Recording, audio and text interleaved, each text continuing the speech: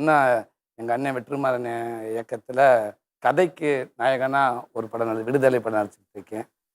இது போக இந்த காமெடிக்கான படங்கள் நிறைய கமிட் இருக்குது. பட் ஆனா ஒரு ஸ்பெசிஃபிக் படம் வந்து விடுதலை. ஸோ அந்த ஹேர் கட்டே வந்து பார்த்த உடனே பயங்கரமா பண்ணியிருக்காங்கப்பா. திடீர்னு ஒரு சேஞ்ச் வரணும் அப்படி ஒரு உண்மையாவே. சேஞ்ச் உங்கள வேற மாரி பார்த்தோம். டக்குன்னு ஹேர் கட்லாம் மட்டும் வேற ஒரு லுக்ல வந்துட்டீங்க. உங்களுக்கு எப்படி இருந்தது அந்த ஃபீல்? ஃபஸ்ட்டு எல்லாத்தையும் காரணமா அண்ணன் இயக்குனர் வெற்றிமாறன் அண்ணன் தான்.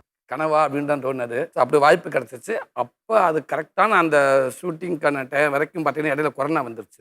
6 மாதம் நினைக்கிறேன். 4 மாதம் 6 மாதத்துக்கு அப்புறம் திருப்பி போனேன். தாடி வளர்த்துட்டேன். எல்லாத்துக்குமே அந்த நேரத்தில் தாடி வந்துருச்சுல.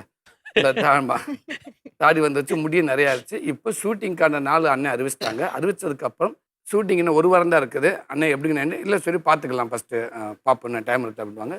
இப்போ 4 நாள் தான் இருக்குது பார்த்துக்கலான்றது ஒரு 2 நாள் தான் இருக்குது.